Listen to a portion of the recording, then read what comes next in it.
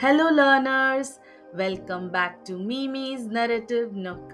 Today, I am excited to take you on a magical journey with the story Room on the Broom by Julia Donaldson, illustrated by Axel Scheffler.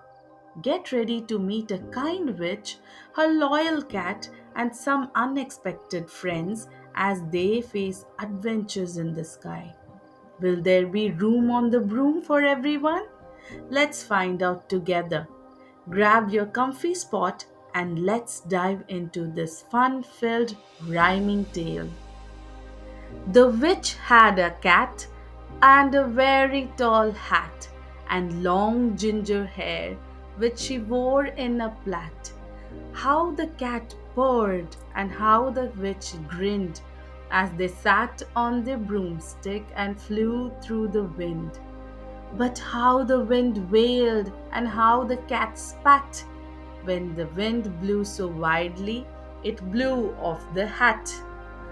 Down cried the witch, and they flew to the ground. They searched for the hat, but no hat could be found.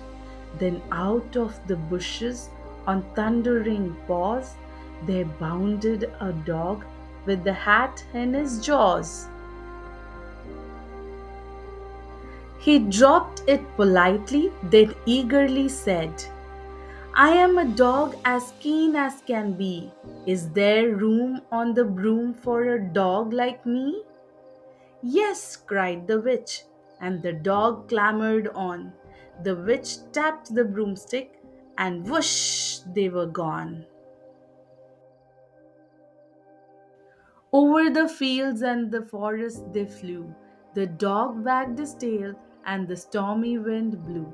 The witch laughed aloud and held on to her hat, but away blew the bow from her long ginger plait. Down! Cried the witch, and they flew to the ground. They searched for the bow, but no bow could be found. Then out from a tree, with an ear splitting shriek, there flapped a green bird with the bow in her beak. She dropped it politely and bent her head low. Then said, I am a bird as green as can be. Is there room on the broom for a bird like me? Yes, cried the witch. So the bird fluttered on. The witch tapped the broomstick, and whoosh, they were gone. Over the reeds and the rivers they flew. The bird shrieked with glee, and the stormy wind blew. They shot through the sky to the back of beyond. The witch clutched her bow but let go of her wand. Down! Cried the witch, and they flew to the ground. They searched for the wand, but no wand could be found. Then all of a sudden, from out of a pond, leapt a dripping wet frog with a dripping wet wand. He dropped it politely, then said with a croak, I am a frog as clean as can be. Is there room on the broom for a frog like me? Yes, said the witch, so the frog bounded on. The witch tapped the broomstick, and whoosh, they were gone. Over the moors and the mountains they flew. The frog jumped for joy, and the broom snapped in two. Down fell the cat and the dog and the frog. Down they went, tumbling into a bog. The witch's half broomstick flew into a cloud, and the witch heard a roar that was scary and loud. I am a dragon as mean as can be, and I am planning to have witch and chips for my tea. No, cried the witch, flying higher and higher. The dragon flew after her, breathing out fire. Help! Cried the witch, flying down to the ground. She looked all around, but no help could be found. The dragon drew nearer, and licking his lips, said, "Maybe this once I'll have witch without chips." But just as he planned to begin on his feast, from out of a ditch rose a horrible beast. It was tall, dark, and sticky, and feathered and furred.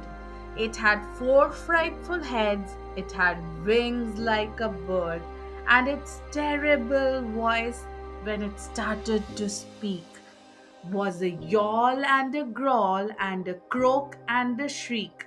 It dripped and it squelched as it strode from the ditch, and it said to the dragon, "Bus off, that's my witch."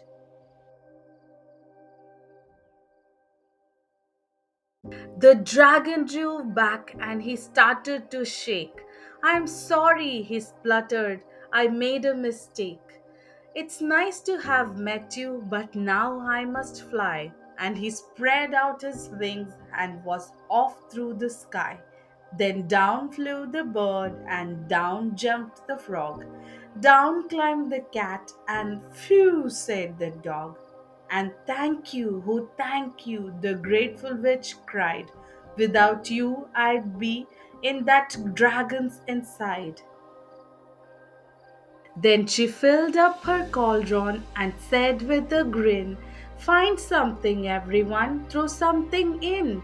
So the frog found a lily, and the cat found a cone, the bird found a twig, and the dog found a bone.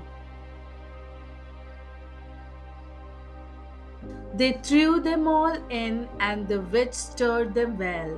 And while she was stirring, she muttered a spell: "Iggity ziggity zaggity zoom!"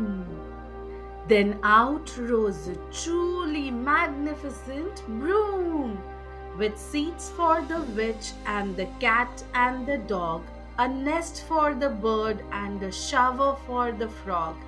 "Yes," cried the witch, and they all clambered on. The witch tapped the broomstick, and whoosh, they were gone.